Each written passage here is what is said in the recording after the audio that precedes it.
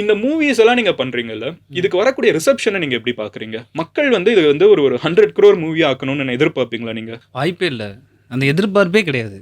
எனக்கு தெரியும். அது தப்பா இருக்குல்ல? இல்ல ஏன் நான் தப்பா இருக்குன்னு சொல்றேன்? ஏன்னா இது 100 crore மூவி ஆகணும்.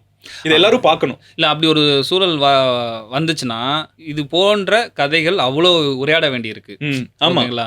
ஆனா நான் ரொம்ப ஃப்ராங்கா சொல்றேன். எனக்கு கூழாங்கல்லும் ஒரு கால்குலேஷன்ல எடுக்கப்பட்ட படம் தான். இவ்வளோ செலவழிச்சா இந்த படத்தை இப்படி ரெக்கவர் பண்ணிடலான்னு. டெஃபினட்டா கொட்டுக்காளியும் அப்படி எடுக்கப்பட்ட படம் தான். இந்த படத்துக்காக வேலை செய்த அனைத்து பேருமே எப்பயுமே இருக்கிற மாதிரியான விஷயத்தை இதில் எதிர்பார்த்து உள்ள வரல. ஓகேங்களா?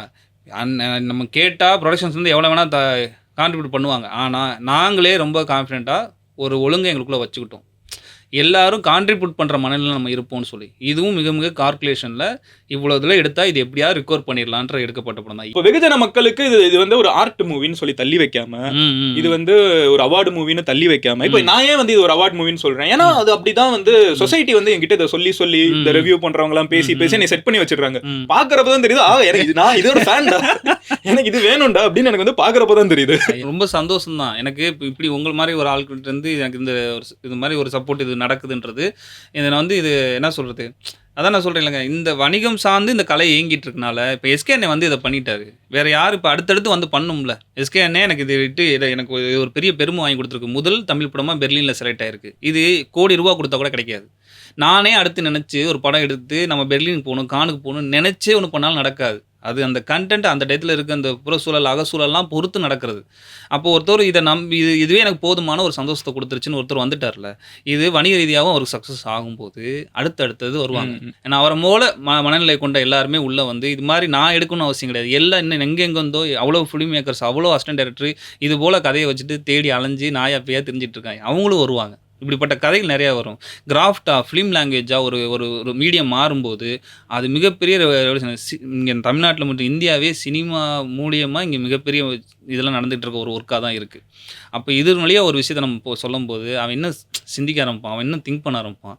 அப்படி தான் நம்ம சில விஷயத்தை நம்ம வந்து கொஞ்சம் கொஞ்சமாக படிப்படியாக கொண்டு போகணும். அது இதுக்கு முன்னாடியே நடந்திருக்கு, ஏதோ நான் தான் பண்ணுறேன்னு இருக்க கிடையாது. மலையாளத்தில் அங்கமாலி டைரிஸ் மாதிரி ஒரு படம் வந்து நல்ல தியேட்டர் அங்கே போக முடியும். அதே மாதிரி திருஷ்யம் மாதிரி ஒரு ரொம்ப கண்டென்ட் ட்ரிவனான ஒரு படத்தை வந்து ஒரு பெரிய ஹீரோ வந்து பண்ணி கொடுக்குறாங்க. தமிழில் வந்து அந்த ட்ரெண்ட் எப்படி பார்க்குறீங்க? ஆனால் இப்போ வந்து ஓடிடின்னு ஒன்று வந்ததுக்கப்புறம் நம்ம ஊரில் இப்போ நான் என்னையவே எடுத்துக்கோங்களேன், நம்ம ரொம்பலாம் போவேன். நான் சொன்ன மாதிரி ரொம்ப மெயின் ஸ்ட்ரீமான ஆடியன்ஸ். ஆனால் எனக்கு வந்து மலையாளம் சினிமா பார்க்க ஆரம்பிச்சதுக்கப்புறம், இப்போ இந்த கோவிட் டயத்துக்கப்புறம் பார்க்க ஆரம்பிச்சதுக்கப்புறம், இந்த வருஷம் நான் வந்து தமிழ் படத்தை விட மலையாள படம் அதிகமாக பார்த்துருக்கேன். இந்த வருஷம் ரிலீஸ் ஆன படங்களில் நான் வந்து இந்த வருஷம் நிறைய மலையாள படம் பார்த்துருக்கேன் தேன் தமிழ் சினிமா. இந்த ட்ரெண்டை நீங்கள் எப்படி பார்க்குறீங்க? ட்ரெண்ட் இல்லை, அதான் மலையாள சினிமாவில் அதுக்கான ப்ராக்டிஸ் நிறைய இருந்திருக்கு.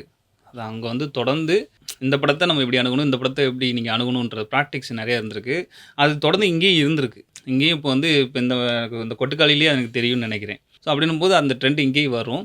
கோவிடுக்கு அப்புறம் வந்து ஒரு நம்மகிட்ட இருக்க டேஸ்ட்டை கொஞ்சம் சேஞ்ச் பண்ணியிருக்கு தான் சொல்லணும். அந்த டயத்தில் நம்ம சில படங்கள் பார்த்தது, இப்போ ஓடிடி உள்ளே வந்ததுலேருந்து மலையாள படம் ஒரு பக்கம் நம்ம எல்லாரும் பார்த்து இப்படிலாம் ஒரு படம் இருக்குல்ல அப்படின்னு சொல்கிற மாதிரி உலகம் முழுக்க இருக்க படத்தை ஈஸியாக நம்ம ஓடிடியில் பார்க்க முடியுது. அப்போது இங்கே இருக்க ஒரு ஆடியன்ஸுக்கு இருக்க டேஸ்ட்டு கொஞ்சம் மாறி இருக்குது. அவங்க வந்து ஆமாம் இந்த படம் நம்மளுக்கு ஒரு மாதிரி எங்கேஜிங்காக தானே இருக்குது அப்படின்றது அவங்களை கொண்டு போய் சேர்க்கறது தான் பிரச்சனை. ஆடியன்ஸ் எப்பவுமே தெளிவாக தான் இருக்காங்க. அவங்களை கொண்டு போய் சேர்க்கறது தான் பிரச்சனை. சேர்த்துட்டா கண்டிப்பாக ஒவ்வொரு படத்துக்கான என்னென்ன இதை நான் இந்த படத்தை நான் இப்படி அணுகிறேன், இந்த படத்தை இப்படி அணுகிறேன் அப்படின்றது இருக்கும்.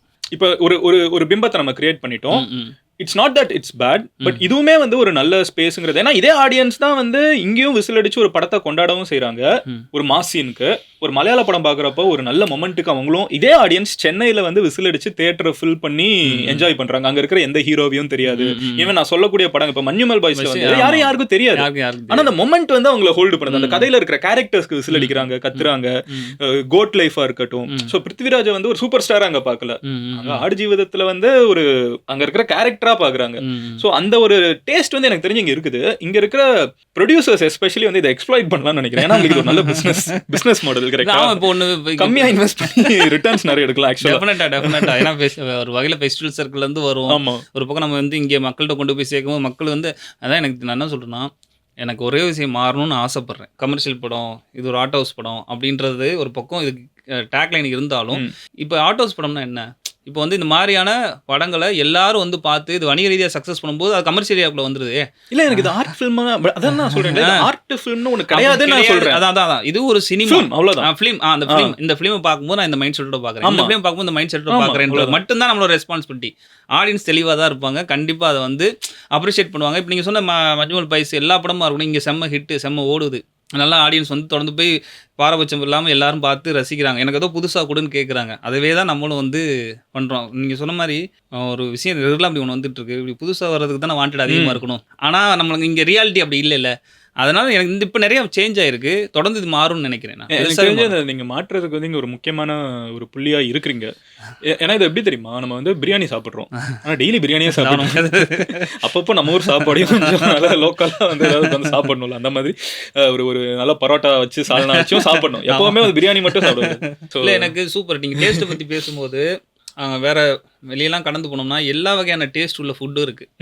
நம்மளுக்கு இருக்க ரெண்டே ஃபுட் தான். எக்ஸாக்ட்லி. நான் வந்து வெளிநாடு போய் நீ சாப்பிட்டேன்ற பெருமையாக அப்படின்றத நான் சொல்ல வரல. அங்கே போய் சாப்பிடும்போது எல்லா டேஸ்ட் வகையானது இருக்குது. நான் ஒரு கசப்பு எடுத்துக்கலாம், இனிப்பு எடுத்துக்கலாம், துவப்பு எடுத்துக்கலாம், இப்படின்னு எல்லா டேஸ்ட்டுமே இருக்குது. அப்போ அவங்களுக்கு தெரியுது இதை சாப்பிட்டா இது இப்படி சாப்பிடணுன்ற மனநிலையோடு அதை சாப்பிட்றாங்கல்ல. அதுதான் இங்கே நம்ம வரணும்னு நினைக்கிறோம். அவ்வளோதான்.